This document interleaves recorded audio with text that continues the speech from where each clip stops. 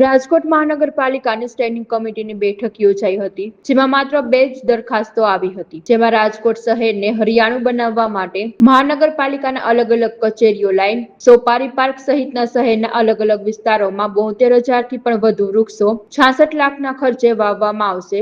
બીજી દરખાસ્ત માધાપર ખાતે સુએજ ટ્રીટમેન્ટ પ્લાન્ટના મેન્ટેનન્સની કામગીરી સોંપવા અંગેની ચર્ચા કરવામાં આવી હતી. રાજકોટ શહેરમાં પર્યાવરણનું જતન કરવા અને પ્રદૂષણ ઘટાડવા માટે મહાનગરપાલિકા દ્વારા અલગ-અલગ ટ્રાન્સપોર્ટ પ્લોટ્સ અને લાયન સફારી પાર્ક ખાતે વૃક્ષારોપણની ઝુંબેશ હાથ ધરવામાં આવશે. એક વર્ષના વાર્ષિક ટાર્ગેટ મુજબ આશરે 72,000 વૃક્ષોનું વાવેતર કરવામાં આવશે, જેમાં ટોટલ ખર્ચ 66 લાખથી પણ વધુ થશે.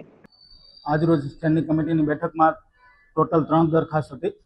એક ફાયર બ્રિગેડની સાપ્તાહિક રિપોર્ટની, બીજી દરખાસ્ત હતી રાજકોટ શહેરમાં ટીપીના અલગ-અલગ પ્લોટોમાં ઘનિષ્ઠ વૃક્ષારોપણ, અને ત્રીજી હતી માધાપર ખાતે સુએજ ટ્રીટમેન્ટ પ્લાન્ટની મેન્ટેનન્સની કામગીરી આપવા બાબતની.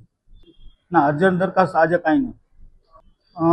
અંદાજિત રાજકોટના અલગ-અલગ ટીપીના પ્લોટો તેમજ લાયન સફારી પાર્ક ખાતે ખુલ્લી જગ્યામાં વૃક્ષારોપણ મિયાવાકી પદ્ધતિથી અને રેગ્યુલર જે વૃક્ષારોપણ થાય છે એ પદ્ધતિથી ટોટલ અંદાજિત 72,000 જેવા વૃક્ષારોપણ કરવાના છે, અને તેમાં ખર્ચ અંદાજિત 66 લાખ આજુબાજુનો છે.